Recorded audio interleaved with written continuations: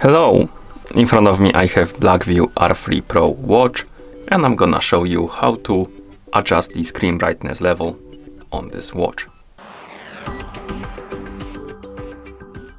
First, we need to wake up the screen on our watch, and you can do it by pressing the side button.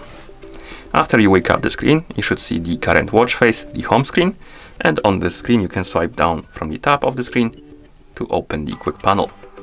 On this panel you should see a bunch of icons, and one of them should look like this sun icon. This is the screen brightness icon. You can tap on it, and here we can adjust the screen brightness by tapping on the minus and plus signs or buttons right here.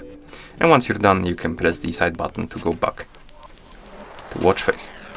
You can also open the settings on your watch by swiping right on the screen to open the menu, then scroll down, tap on settings, and here we have the option called bright. And if you bright or brightness, I believe bright. If you tap on bright, you can adjust the brightness of the screen.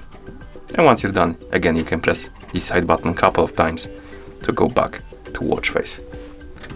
Okay, and that's how you adjust the screen brightness level on this watch. Thank you for watching.